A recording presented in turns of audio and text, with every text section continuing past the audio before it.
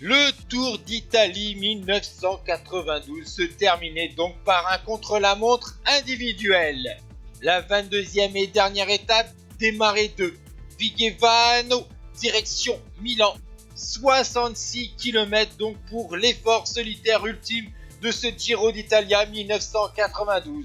Le départ a été donné donc sur les rives du Tessin. On va traverser les villes de Casterno, Casate, Casorezzo et Arluno avant d'avoir les 10 derniers kilomètres dans la cité milanaise. Et vous avez vu que pour l'instant, le meilleur temps a été réalisé par un Italien, Guido Bontempi de l'équipe Carrera en 1h21 minutes et 46 secondes.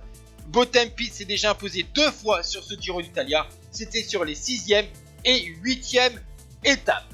Et voici maintenant sur votre image, le coureur de la formation Gatorade, Marco Giovannetti, 4e du classement général à 4 minutes.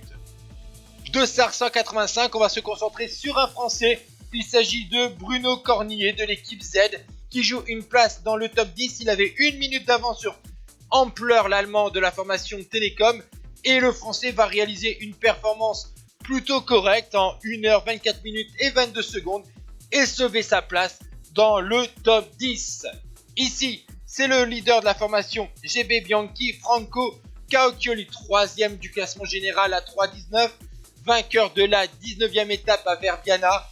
Eh bien, il se dispute la 2e place entre guillemets avec Claudio Capucci, le coureur de la Carrera, qui est lui à 2 minutes 10 de Miguel Indurain. Il y a donc 51 secondes d'avance pour Capucci sur Cauchioli, mais à la différence pour ce duel, eh bien, Capucci, 4e du contre-la-montre de la 4e étape, le meilleur grimpeur de ce Giro d'Italia, est un peu meilleur sur l'effort solitaire que Cauchioli. Et donc, logiquement, Capucci devrait sauver sa 2e place au classement général.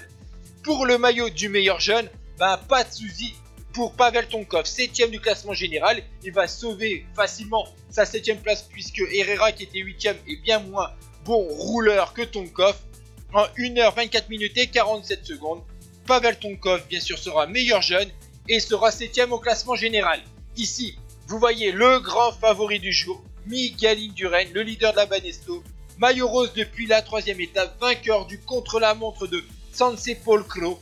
Et vous allez voir que Miguel Indurain, de SAR numéro 25, va encore réaliser une grande performance sur ce dernier contre-la-montre.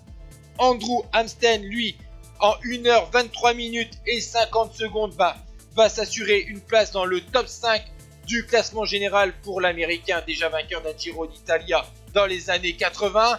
Vous voyez à nouveau les 2 premiers du classement général, mais on sait que malheureusement, Capucci va bientôt voir revenir un avion porteur d'un maillot rose, puisque Miguel Indurain revient petit à petit sur lui.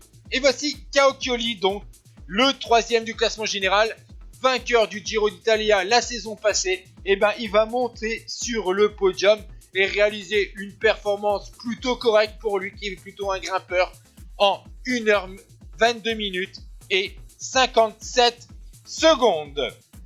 Et on va voir maintenant, nous sommes dans les rues de Milan. Claudio Capucci a été débordé par Miguel Indurain.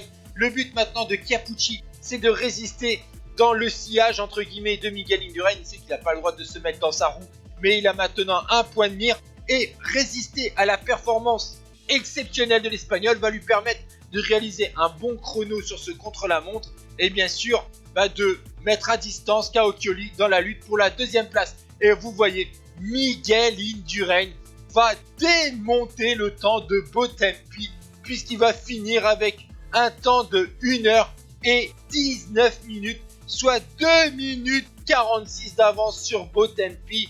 Du côté, Claudio Capucci va finir en 1h22 minutes et 2 secondes.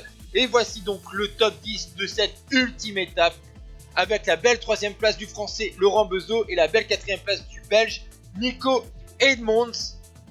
Voici les 5 suivants de la 10e et la 15e place avec Broumov. Et le classement général, Indurain remporte ce Giro d'Italia devant Capucci, Cauchioli, Giovannetti, Amstel. Belle 10e place pour Bruno Cornillet. Et de la 11e à la 20e place, la 20e place du Broumov, la 19e de Giorgio Furlan qui a gagné une étape.